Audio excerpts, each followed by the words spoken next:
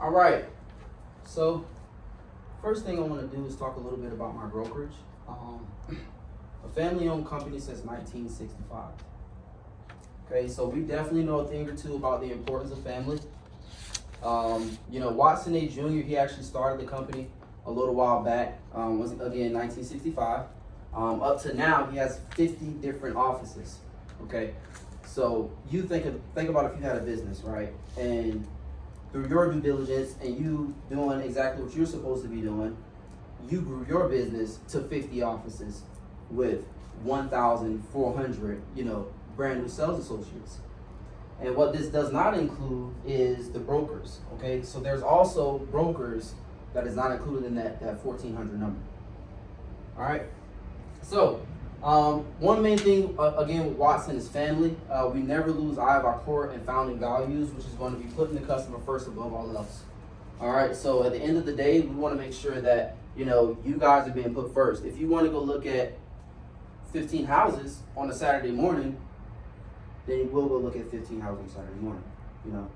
If you want to go, look at something 9 o'clock on a Sunday and it's urgent, even if it's not, you text me. If I have the availability and you're serious and adamant about it, then definitely I'm coming out there. So with Watson by your side, you're getting more than just a talented, experienced, and knowledgeable sales associate. You're working with a team that treats you like a member of our family. Okay, so with every home we sell, you guys are becoming a part of the Watson family. Every home, that's bought, that is a part of the Watson family. When you turn around and look to sell a home, we want to be a part of that as far as being a part of Watson's family. Mm-hmm. All right, so I just want to get into a little bit about me. I am from Jacksonville, Florida, born and raised here in Jacksonville, Florida. I moved to West Palm Beach for a little while. Had a lot of fun there, met a lot of great people, had a lot of awesome connections. I'm prior military. I was in the Marine Corps. I just want to give a shout out. I was really hoping I was hoping more people were here because my brother is actually in the Air Force. And he's here from Japan and he just got here like an hour ago. So he literally got off of the flight and made his way here, which is crazy. Awesome. So I've actually been licensed since 2019. I just started closing transactions last year. I've only closed 2 transactions, both of them being on the same deal. A lot of people call it 1, but I'm going to claim 2, only because I had both sides of the deal. So not only was I working with the buyer, but I also worked with the seller on the same transaction. So, you guys, I'm really here to educate you on the process and how to buy a house because I don't only want to sell you a house, I want to sell your daughter a house, your dad a house, your grandma a house. I want to bring everyone a part of this family. See me as a resource. I am going to be your resource. I'll never say I don't know the answer. That's something my mom always tells me, never say you don't know the answer. Say you'll go get it. So within 24 hours, I'll make sure I have the answer for you. Reach out to me via text or email. All right, so let's jump into the meat and potatoes of the presentation, you guys. This is going to be the 7-step home buying process. All right. Step 1 is going to be financing. Feel free to take notes. If you guys were all adults, you can get up and walk to the restroom. There's a restroom right on the, get up and go right to your right.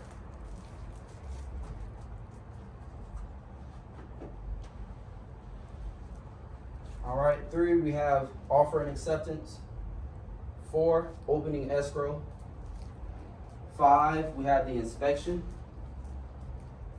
6, the appraisal. And 7, closing.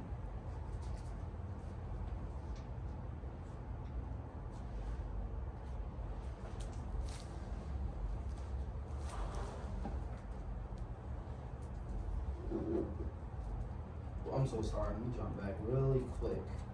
I want to make sure everybody was able to get the 7 steps, the ones who are writing it down.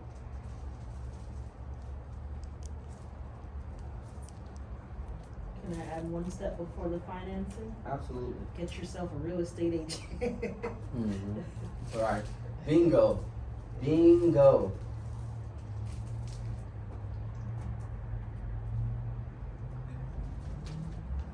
All right, so I only want to have you guys for about 45 minutes to an hour, so I'm going to try to make this as quick as possible, while also making sure I'm providing as much pertinent information as possible.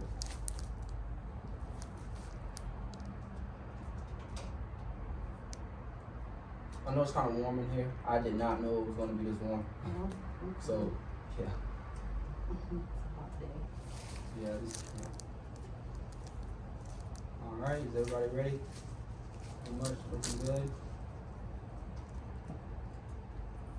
Awesome. So step one is going to be financing. All right, it's going to be getting the monies. All right, you have to get the money. Okay.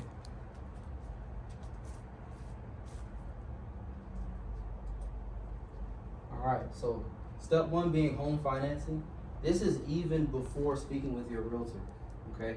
You want to go ahead and see about getting that pre-approval as soon as possible. All right, because this is going to let you know exactly how much, money you can afford, or how much the bank is willing to lend you. And you have to know this before you go and look for houses. The last thing you want to do is see a house that you love and it's $100,000 over your budget. Okay. You have two options, right? You're going to either pay cash or you're going to go through a lender. Most of us, even me, like myself, I don't have $300,000 just laying around and go pay cash for a house. So the majority of us, we'd actually go and get a lender. Okay. Can somebody tell me what a lender is? Yes. Is it a bank? Absolutely. A lender, it can be a bank, or yes, auntie. Oh, I was supposed to say somewhere to borrow the money from. Correct. It's both of you guys are absolutely right. It is literally anything or anyone that gives you money to purchase something. Okay, that is what a lender is in layman terms. You have mortgage brokers, right, who have many different lenders that they go to. So the lender is the person that gives the money, the broker is the business. You get what I'm saying? So we have a lender through mortgage, through Watson Mortgage, which is our Watson Mortgage Corporation. So we have another beautiful thing about Watson, you don't have to go anywhere else to get your mortgage. We have a corporation that does nothing but write mortgages. So as long as your credit is at a certain limit, we're going to get into that. As long as your credit is at that certain limit, we can get it all done in-house. We don't really have to go outside anywhere. All right, so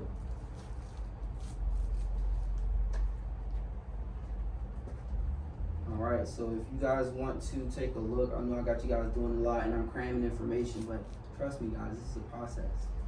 Okay, so if you want to look at the first page on the left hand side, I should have made one of those for me. That's it. That's the one. So, thank you, Mom. Awesome. Actually, put this one back.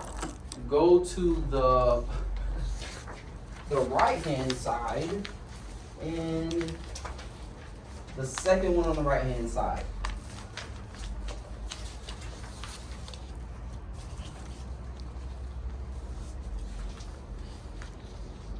I'm so sorry, you guys. I didn't even tell y'all can eat whatever you want.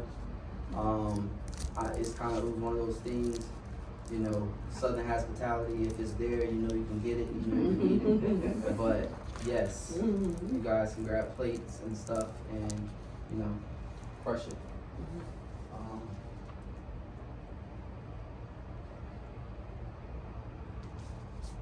This is really good information. I wish I would have had this the first time I bought a house. I didn't. My relative didn't walk me through this, so this is really good information. All right. So that second page there, that's the information. When I said we're going to be submitting all the information, it says after submitting all the information to the lender, a pre-approval letter will be given to you. That's the criteria. That's the information that they're going to be looking for. Maybe not all of it, but at least you have an idea of what you need to have.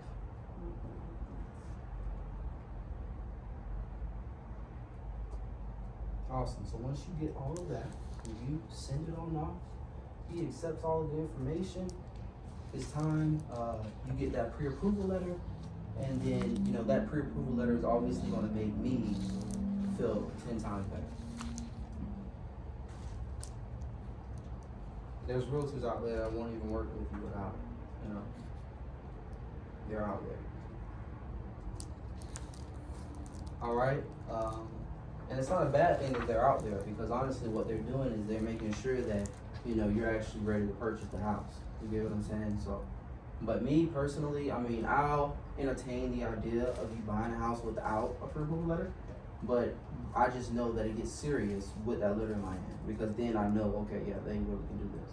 You know? And additionally, if you go and look at houses and you wanna put an offer in, a lot of the seller's agents won't take that offer without that pre-approval letter. So it's making sure that you have a good foot in the door when you have that letter and you place that offer. All right, so these are my personal mortgage brokers. We know each other, not like in real life, but on the net. So we email back and forth. They're really good. We have Carl Cornell. That's his number, his office. This is Virtual Park. He works at the Homeowners Financial Group. Then we have Casey Swanson. He actually works for Watson Mortgage Corporation. So he works for Watson. He works for us. That's his website, and that's, you know, where he's located, and that's where he works. All right, so go. Oh yeah, Watson Mortgage Corporation. So let's say you don't like any of these, right, and you don't want to use your bank, because I would always say go to your bank first, because your bank you have the most trust already built with your bank. If you've been with ViStar for 2, 3, 4, 5 years, then why not ask ViStar for the loan? You know, you've already built that connection with them. It's not, you know, oh, you know, I can ask a friend to give me $5 and they won't even give it to me, and we're asking. Yeah, I messed that all up. That was something that I had like wrote down, and I was gonna say it, but I messed it up. You're good, bro. It's not good. You're doing good. And we got where you're coming from. Right. It's easy to get something for somebody that you know versus going to somebody you don't know. Awesome. Step 2.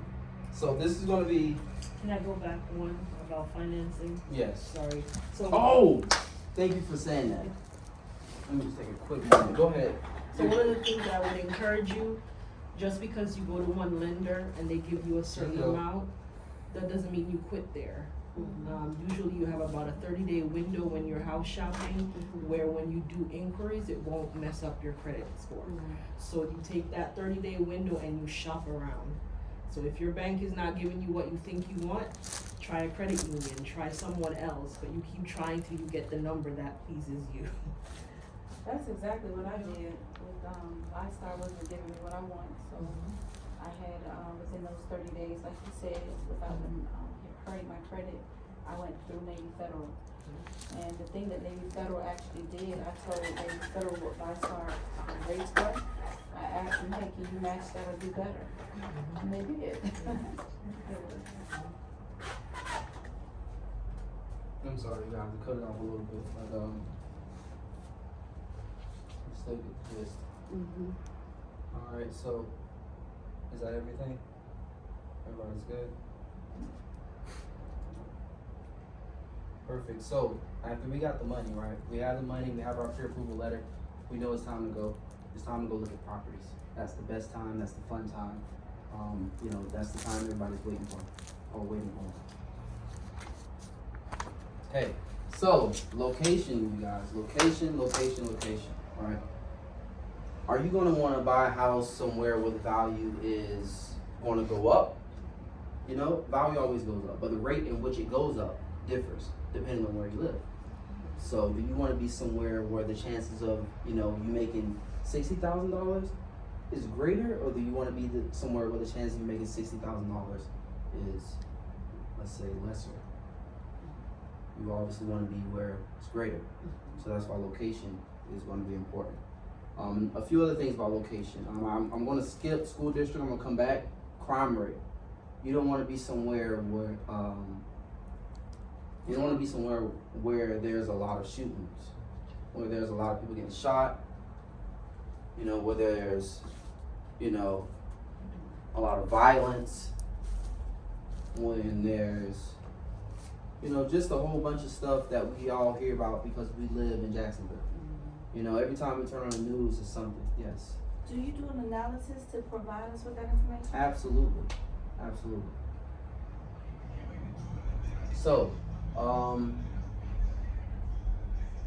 and yeah, so the way that analysis works, it kind of just gives us a scale from 1 to 10 based on that area, and then say, hey, it's a 7. Or then 7 will be, let's say, green for, I haven't really looked at it in depth, I'm not gonna lie, but it's there. It lets me know, let's say, hey, if the rate is 7, then that's 7 on the scale of 10. So with 10 being the highest in, you know, violence and crime, you know, you're at a 7. So I would say, hey, let's steer away from that place. Let's go somewhere where it's like a 2 or like a 3.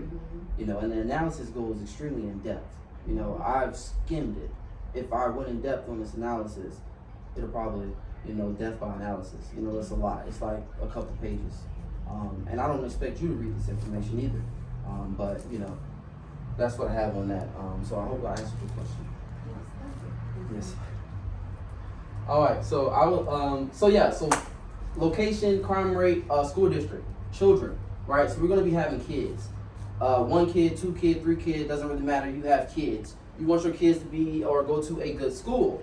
We are in Jacksonville, so we're a little accustomed to things a little bit different. C may be a good school for us here in Jacksonville.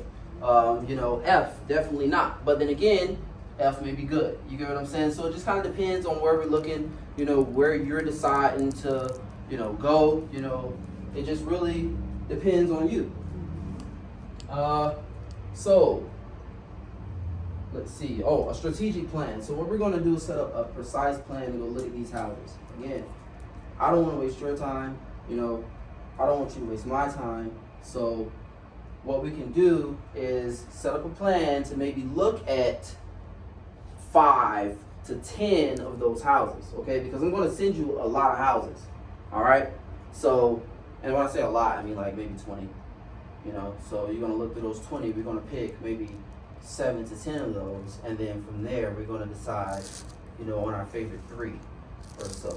And then from there, we can either keep all 3 of them as potentials and do priority to at least priority and put an offer on our very best one and have them as backups.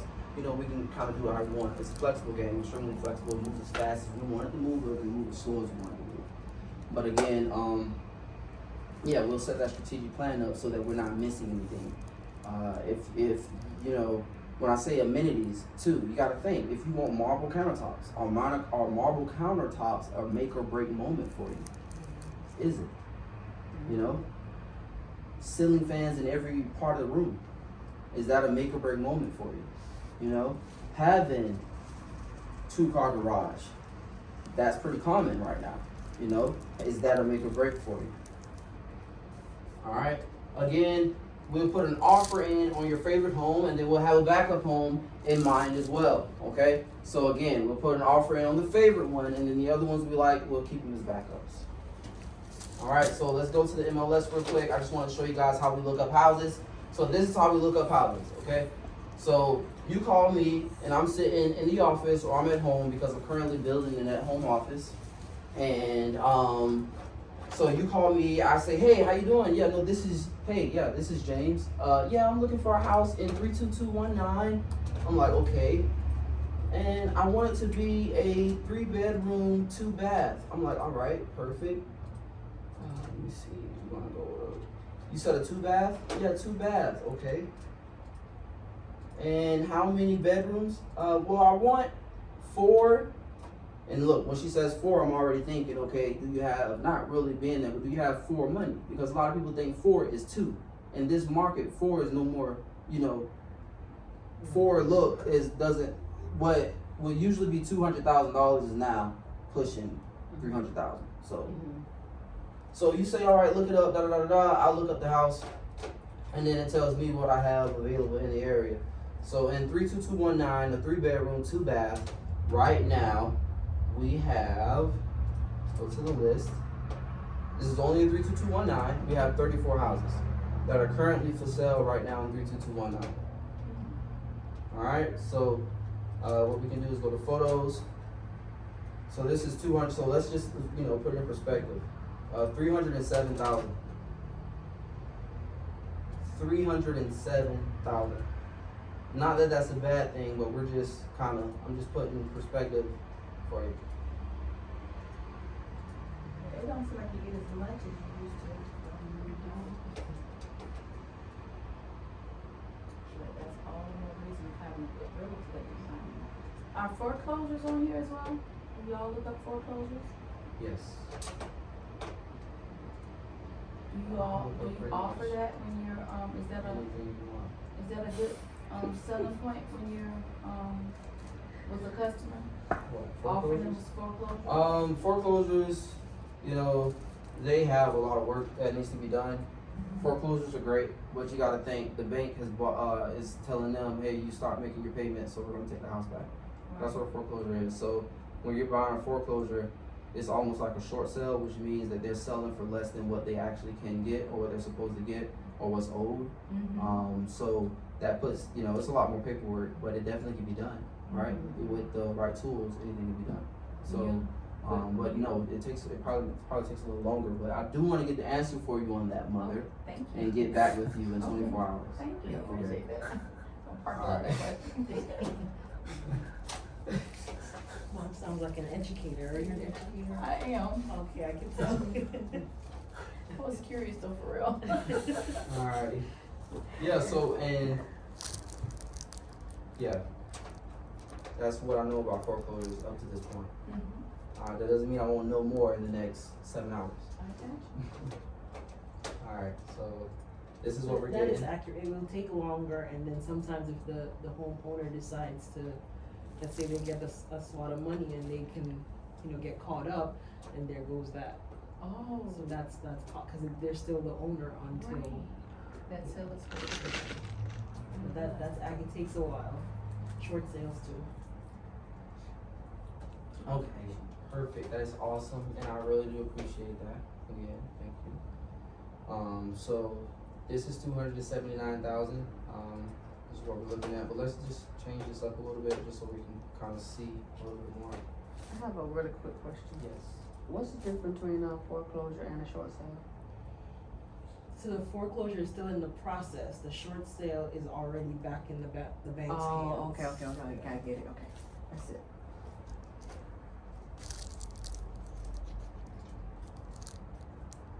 Alright, perfect. Oh, let me see here. Oh yes, let me expand this up a little bit so we can.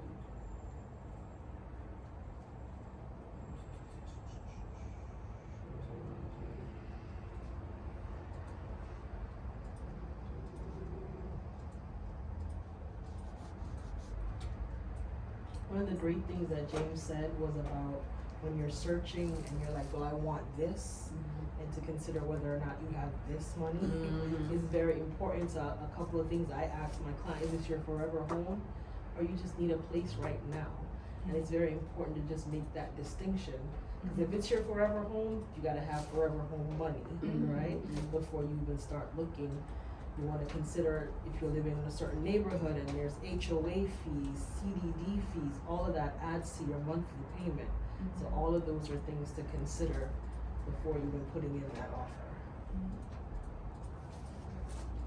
Absolutely right. You're right on both of those. Yeah, she's right. Let's see. Alright, so this is 160,000.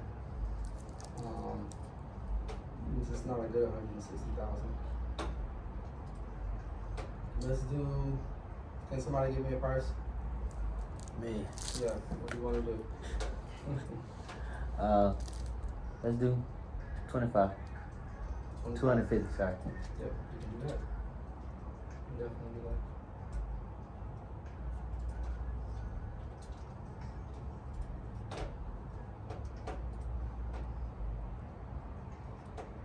Alright, so let's go like this. Now, so we see 250. This is 250,000. Not bad,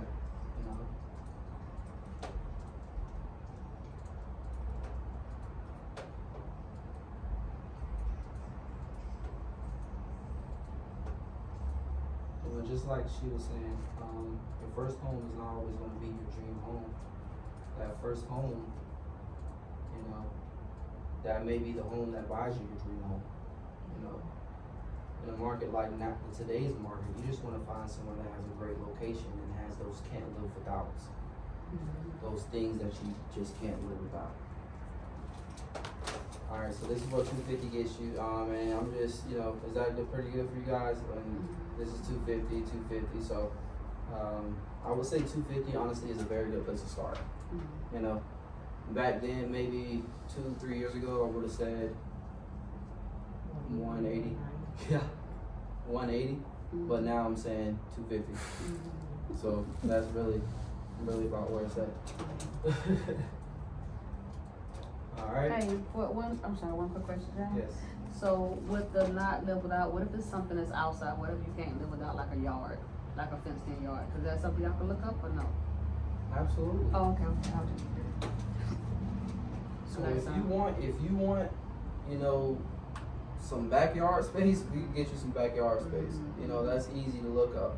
And when we look at the houses, we're going to be able to see if it has the space that we want it to have. This is almost like, you know, there's yard space is the last of my words, is what I'm saying. I'm thinking something like, hey, I need to have a pool.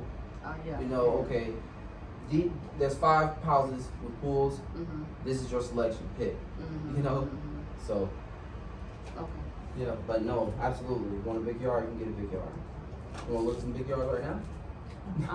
I was just looking for, I was going with a yard with a fence, like, Right. that'd be my thing, like, it has to have a fence, you know my babies. Yep. Oh, right. So that's important to me.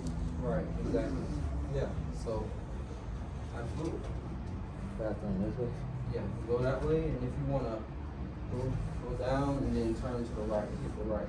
I have a question. Yes. So like, let's say, she did want a yard with a fence. As far as negotiation, would you be one to negotiate with the homeowner, or do you negotiate with the selling, agent? Do you beautiful thing about a yard and a fence? Or are you saying that you want a fence to be put up on the yard before you Yeah, buy I it? want before I move. Oh, it. okay, Would then you yeah, make that I would negotiation? negotiate that, you know, with the seller. Hey, seller, my buyer loves the house. It's absolutely everything they want, but is there a way we could maybe fence it? Because that's the only thing, is the fence. Okay, And then they're gonna say yay or nay. yeah. But Is that something you can get included in your loan, like you say, you can go through a brokerage and? so there's what's called a 203K loan, which is one that I didn't talk about. So this is something else. You guys may want to write this down. You have the FHA loan, conventional loan, and the VA loan. Those are the 3 most common loans you're gonna hear people talking about. Okay, that conventional loan is going to be the most flexible one. Okay. All right. Conventional loan requires you to have a 580 or above. That's conventional. Okay. 580 or above, 10% down. Conventional loan.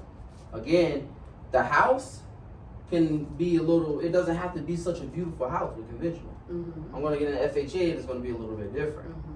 You know, so with conventional, it can need maybe a new floor, not like a brand new floor, but have a few cracks in the tiles and stuff, you know, and still be able to purchase the house. Now then we have FHA. These are government-backed loans. That's why they're a little bit strict, a little more stricter, a little bit more strict, because these are backed by the government, and they don't want to lend you this amount of money. Again, we're talking $300,000, and you have a chance of defaulting on the loan. So they say the house has to be in this condition, the house has to look like this. Also, you have to have at least a 620 instead of a 580.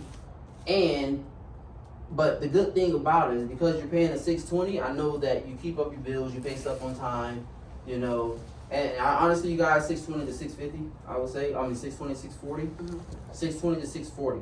640 is going to put you in the best seats, right? It's going to get you where you want to be. But then again, you can get your foot in the door with 620, and that's on the FHA.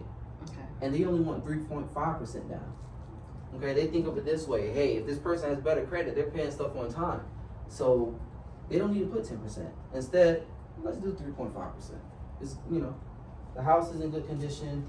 Let's do 3.5. Real quick, I'm sorry, I just got a real quick question. Yes. So if you do the conventional loan and you have a 620 to 650, do you get the lower down? Do you, or will it still be that 10% down?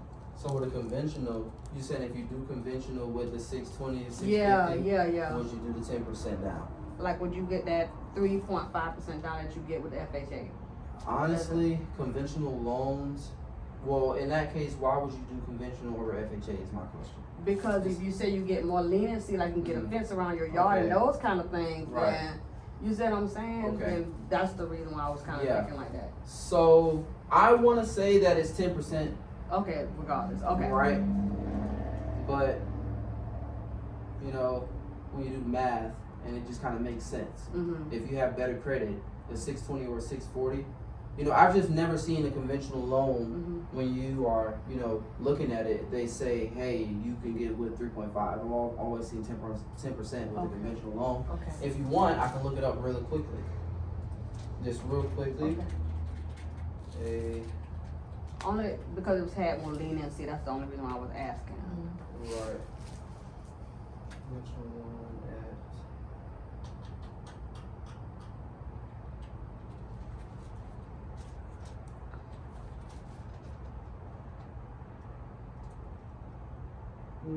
Yes, so the conventional 97 program allows 3% down and is offered by most lenders.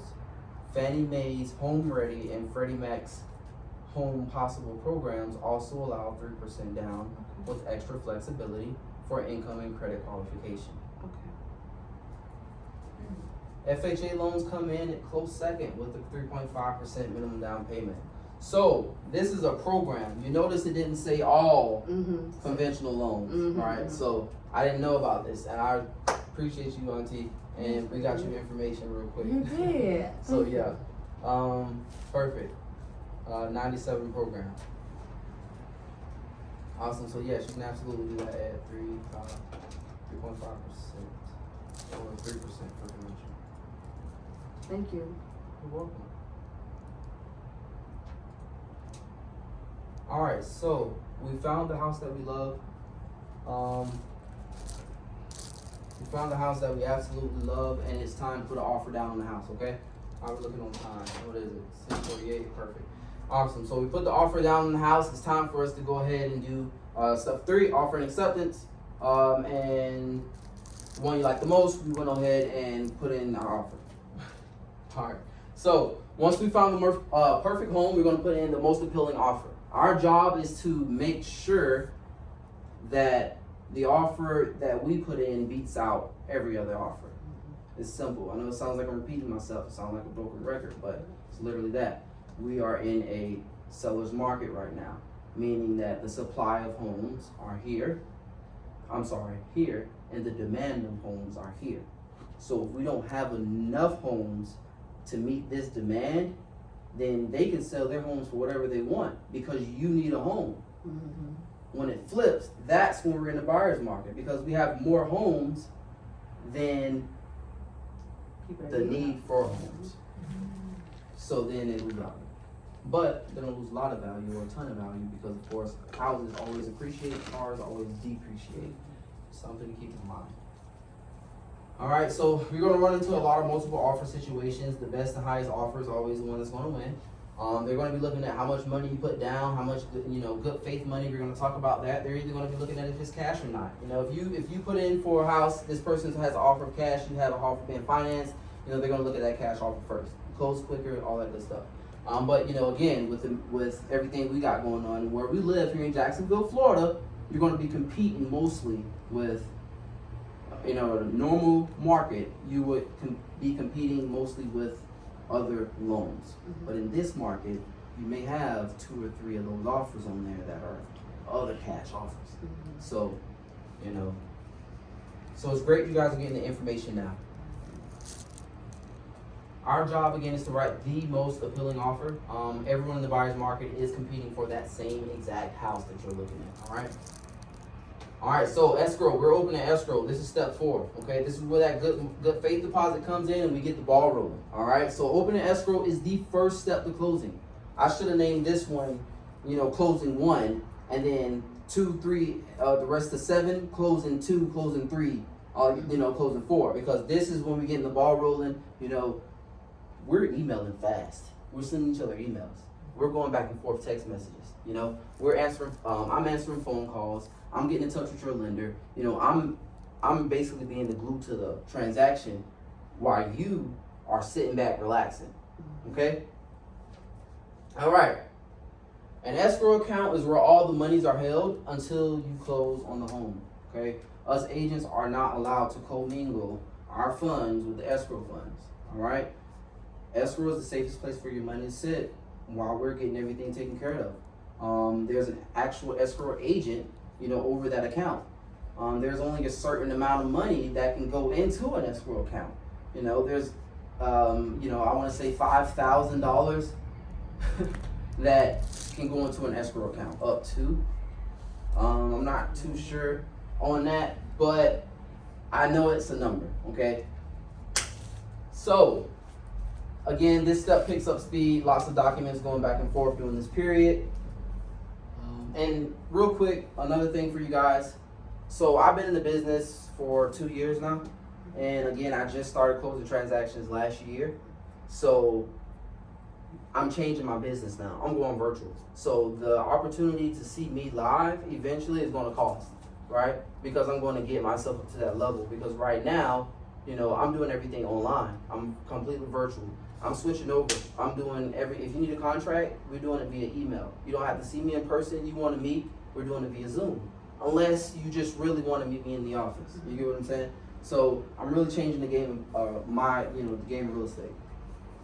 And I'm really just getting started. Alright, so, and I want you to be a part of this journey. That's the thing. Because, once you dig deep and start digging deep like I do, you'll start realizing that real estate is the bank. When you buy a house, you're actually living in the bank. The amount of interest, those dividends you get on your account, it's like 30 cents here, 20 cents here, 70 cents here on your savings account. You look in your account, you put $1 in, and then you get $1.19, then $1.20, 2 cents here, 4 cents. That is how much the bank is paying you to have your money in the bank. They pay you to keep your money there, and that is the what they're paying you. They're giving you like a penny or 2 pennies a year. With a house, in 1 year of appreciation, you've made 20 grand, and that's real low. That's low. 20 grand. In this market, it's even quicker. And even more money. Yeah. So that's why I say, again, going back to what I'm saying, I want you to be a part of the journey, because this can literally change your life. It can start off as you just want to buy a house, and then turn into, hey, I don't have to do anything and my rent's paid every month. So it just kind of depends on how you want to take it. But of course, the first step is going to be buying that first house. And this is, again, my first time home buyers course. You're doing a great job. Awesome. So I just wanted to show you what escrow looked like. So the buyer, they're giving their money to the escrow. The seller is basically giving their keys to the escrow, right? Escrow basically holds everything until the end of the transaction. What I was going to say is escrow then takes the house and gives it to the buyer, and then takes the money and gives it to the seller. All right. So we've opened escrow. Now we're speaking with lending. And now it's time to get a home inspection. All right? Get that home inspected. Okay? 7 to 10 days after opening escrow. That's the time period you have. You have 7 to 10 days after opening escrow to get that home inspected. Inspection isn't mandatory, but I always say, get that inspection 100%. Again, this is going to be the largest purchase you make in your life. One of the, so you need to make sure that it is a good purchase. This isn't a car. This isn't a shoe. This isn't, this isn't a watch. This isn't Louis Vuitton. $1,000 Louis Vuitton. This ain't that. This is $300,000, $250,000 in assets that you're purchasing. All right. So the purpose of the inspection period again is to determine the condition of the home. Some lenders require the condition. Again, FHA loans are going to be a lot stricter on that. Without an inspection, you don't know what you're purchasing. Okay. During this period, this is the last and final time you have to back out of the deal with getting your earnest money back. All right. So one thing for you guys, I didn't talk about when we open escrow, there's a minimum of $100 required when open escrow. Okay, and that stays with the escrow agent. Okay, and the escrow account. So let's say you owe $300,000 house, you put that $100,000 in. $100 in escrow just to get open an escrow. Now all you have left due at closing. At the end of closing is $290,900 because you put the $100 in escrow. Now this is the last time you get that $100 back. Okay. After the inspection period, we are in it. If you put it down, you can't get it back. Yes. Who comes up with the amount that you have to put in the escrow? Well, there's a minimum of 100, but we do. Oh, so okay, we decide. But listen, in the market like now, this market, we want to be competitive. Yeah, yeah. So if someone put $500 down on escrow and we only put 100, are we really making the best offer? Because they're looking at escrow to see what you have. The people that's buying, the people that you're getting the house seller. from. The seller's looking at what's in Yeah, the the escrow. seller. That Correct. does not include your loan that you have in the escrow? Does that include the loan No, that you the have? loan information hasn't got there yet. Oh, And I okay, am going to okay. cover that, but we haven't got there yet. Okay, Yes. okay. Yes. Okay. All right. And one of the things about how much you put in escrow, because at that point they've accepted your offer. Mm-hmm.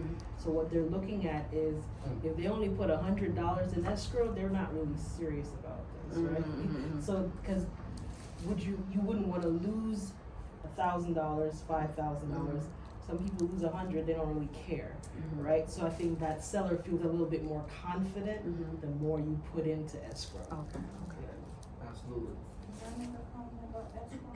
Yes. Typically, your escrow is gonna cover your, home insurance Mm-hmm. and your, insurance and your taxes. Okay. Cause that's like how, what the mortgage company does is they pay your insurance and your taxes, as a portion of your mortgage. So, Okay. like, let's say my mortgage is $800, about, 150 of that will go toward my taxes and my home insurance for the year. So, the principal of my loan may be $600, and then I'll pay $100 toward, $50 toward my tax and $50 toward my homeowner's insurance. So the escrow is that holding place for whenever you're purchasing a home. Right. And you wanna make sure you have as much in there as possible.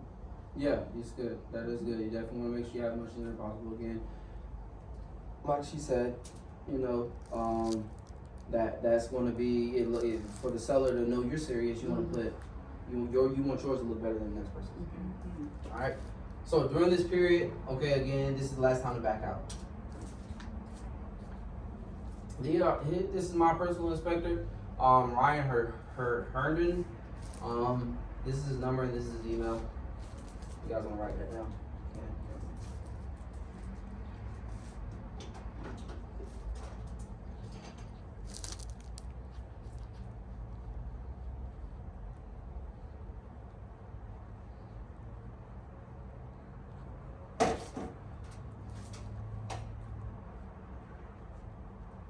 Alright, so step 5, right? We've gotten the inspection done, everything that looks good. Now the lender is ready to order the appraisal. The lender is the one who orders the appraisal. Alright, so what is an appraisal?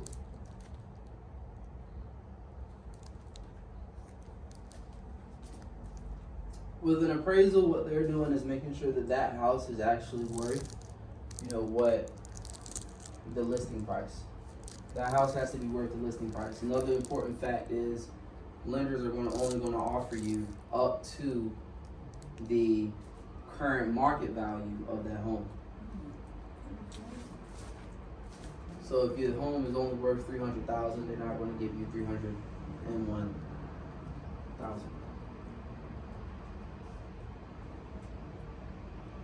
All right, so appraisal costs $300 to $400. again, that's gonna give you the current market value of your home, and, that's what we have there. Can the escrow people have that money too, or no? The escrow people Mm-hmm. get the appraisal money, Mm-hmm. the appraisal goes to the appraiser. So no, it can't go in the same money as the escrow, with the escrow money, No. right? Okay. I don't think so. Okay. So this is some of the money that, when they say you're to prepare with your closing costs, Mm-hmm. this is something that's part of that. So Okay. whatever you've saved towards that house, Mm-hmm. this is gonna come out of that amount. Okay. And for closing costs, you wanna think of, 2% of the loan value. That's what you're looking at closing costs. About 2% of the 2% of the home value, or, no, loan value, I'm sorry. Loan. 2% of the loan value. It's closing costs. So if the loan is $200,000 loan, you're looking at $2,000 in closing costs. If you wanna do some quick math, real quick, couple things that do, well, I'm not going to that shit. Alright, I don't have any personal appraisals for you guys, okay? But you can always go on Google and look them up. They're all over the place. Again, it's only $300-$400. Most times the lender does order that appraisal for you. If not, then tell me about it, and then I'll make sure I'll do what I have to do to make sure you do it. 'Cause I don't play on this side. I closed my first deal in 15 days. Yeah, 15 days. So this is real life for me. This is yeah, I really like it. So we are finishing up and wrapping up. I really do appreciate you guys for sitting through this, this hour and just kind of learning about the process. So we are in the clear to close. Okay, this whole entire presentation is just like the home buying process. Did you see how rocky we started out? I was fumbling and I was all over the place. And then the closer and closer we got to closing, I got, a little bit better, a little bit better, a little bit better. That's exactly how the process of buying a home is going to go. All right, so just going to give you this information. Once both the buyer and seller have signed all contracts, the escrow agent will begin title ordering. Tax information, inspections, loan payoffs, surveys are ordered during this time. Okay, so with ordering title, basically they're just making sure that, and there's another part on here where they're gonna be checking for liens on the property. So this is just checking this is like saying it's not the deed. The title isn't the deed. The title is like the name of the owner owns the deed. So I don't want to go too deep because so they order title, they get all the tax information, they get the loan payoff, they get all the surveys. Basically, this is the work behind. This is with the closing agent. This has nothing to do with us as realtors. Yeah, it's great for me to know this information, and trust me, I'm learning it. But this is what the closing agent handles. This is where the escrow agent defines the property owner and the outstanding liens and issues. So when they're ordering title, let's say you were supposed to pay Aunt Sally Sue $50 to mow the lawn, and you didn't pay Aunt Sally Sue the $50, so Aunt Sally Sue went to the courthouse and put a lien on your house for $50. Now when it comes to you selling the house, that lien is going to come up, and that seller he can't sell the house until that $50 has been paid. So guess what that does for the process? Make it Longer. And we're talking $50. Liens can get $5, $10, $15, $20,000. So a lot of those times the seller's going to take care of those liens. They have to before selling the house, unless there's a contingent in the contract that states the buyer assumes all liens. Now, if that is in that contract, when that is, then you don't have to worry about this. Those agents, we're going to make sure we get you taken care of with that. But as long as it's not in there, the seller takes care of all of it. All right, so And how we know that y'all would handle that in financial? Yeah, that's okay, right. Okay. And I can go in many details, and I want to be an educator today. I'm not Realtor JD. I'm really teaching you guys, the process and stuff like that. So, again, what'd you say, Auntie? That was my only question. Like, who would handle that? You said you would, so that's Yep, absolutely. All right. So we'll look at all the legal document, or they'll look at all the legal documents, you know, the loan information, you know, they'll assess all the charges. Again, that's looking at the liens, all the charges, closing costs, making sure the appraisal's been done, everything. That's assessing, you know, your escrow deposit from your down payment to, you know, literally everything. This is closing up the deal. The paperwork is signed by both the buyer and the seller. The seller signs the deed and the closing affidavit, and the buyer signs the mortgages and the loan agreement. And agents are paid for their services. All right. So a lot of times back in the day, this is when everybody's sitting at the table, and then you know they're signing everything. You know, it's a big celebration. And here in 2022, yeah, we can still have that celebration. I was going to give everybody a tour of the office and show you guys the little conference room in the front, where we can literally have that celebration. Pop a bottle, take some nice pictures. You know, open up your brand new Gucci belt or whatever, you know, outside the kitchen, and then we turn up from there. But so after closing the transaction, documents are sent to the county recorder's office. Insurance policy is sent to the lender and the buyer. All right. So we are wrapping up. I just want to give you guys some home buying programs. Of course, we all know first-time home buyer programs. Just saying, hey, because this is your first time buying a house, we're going to assist you with closing costs. We have the H2H program, a program that just rolled out. This program was introduced here in 2022. As long as you're not making more than 8% of the median income in Duval County, all you have to contribute is $500 towards your down payment, and then an additional $375 due at initial inspection. So this is the H2H program. Hey, I'm sorry, Jane, could you say help with, all you have is, for the H2H, what'd you just say? All you have to pay is the $500 towards down payment, and then an additional $375 due at when the initial inspection is scheduled. Okay. So when they schedule the inspection, $375 is going to be due. Okay. Do they have that doesn't have anything to do with the loan part, I'm sorry, go ahead. That has something to do. Okay. I like the next one. Awesome. So Florida Hero Program, okay. So eligible frontline workers, we're talking firefighters, educators, right? Healthcare professionals, childcare employees, active military and veterans.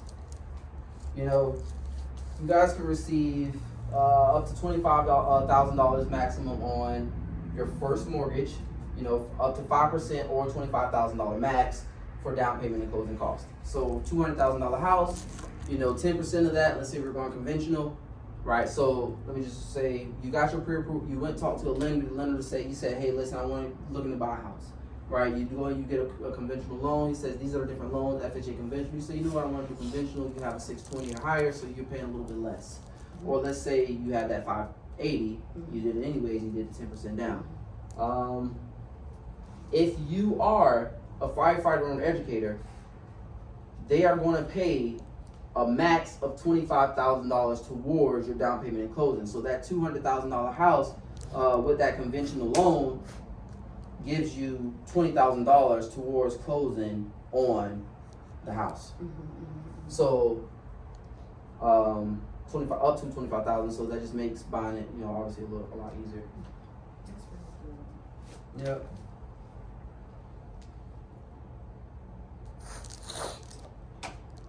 Hey, you know what the minimum income is in Florida, or you don't know that? The median.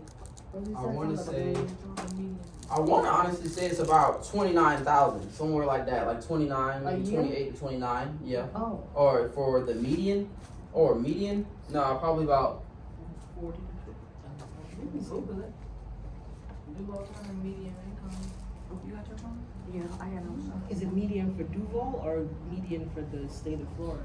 I think it said Duval County. I want to say before I look it up, don't look it up, don't let everybody. I want to say it's median to Duval County. It's going to be 47, I'd say, 47,000. you said 47? What do you think? I said me. What's up? Me. A million? Nah, it's What do you say? I'd say like 36. 36? Yeah. Okay. I was thinking in the 40s. All right. Median So what income is maximum that? Florida. 30. Oh, you was close. Alright, that's what I'm talking about. Hey, we're gonna have to have some prizes for the next one. You guys, I'm coming vamped up for the next one. Wait. In a year.